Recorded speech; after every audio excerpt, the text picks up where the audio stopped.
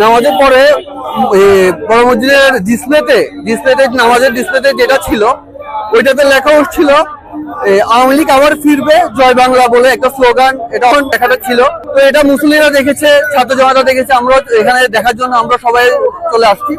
তো এখানে কিভাবে হয়েছে এটা আমরা জিজ্ঞেস করি যারা এখানে একটি ছিল উনাকে প্রশাসনিক লোকরা আসছে, ফেনী থানাতে ওসি আসছিল, ওসি আসছে ওনাকে নিয়ে গেছে। আমরা ওটার সুষ্ঠু তদন্ত সাপেক্ষে কিভাবে এটা হয়েছে, কারা এটা করেছে, এটা সুষ্ঠু তদন্ত বিচার দাবি করছি। আওয়ামী লীগ ফিরছে জয় বাংলা এই স্লোগানটা বারবার আসতেছে স্ক্রিনে, এটা আমরা দেখছি।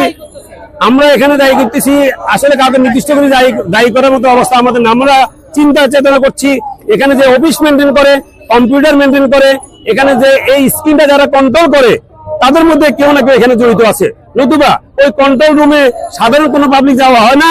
এখানে সিসি ক্যামেরা আছে, সংরক্ষিত সিসি ক্যামেরার মাধ্যমে প্রকৃত কারা কারা এটার সাথে জড়িত এটা উদ্ঘাটন করা হোক, এটা আমরা আমাদের সাধারণ পাবলিকের পক্ষ থেকে আমরা দাবি জানাচ্ছি। শান্ত ফেনীকে অশান্ত করার জন্য আওয়ামী লীগের এজেন্টরা, দর্শকরা রাজনীতি করতেছেন। মসজিদের যে সাইনবোর্ডের ডিজিটাল প্লেটে আওয়ামী লীগ আবার ফিরে আসবে জয় বাংলা এই স্লোগানটা লেখাটা উঠছে। এখন এই জন্য প্রশাসনিক কর্মকর্তারা আসছে, এখানে যে মনিটরিং বোর্ডটা চালাচ্ছে তাকে অলরেডি থানায় নিয়ে গেছেন। পরিস্থিতিতে জনতা প্রতিবাদ জানাচ্ছেন।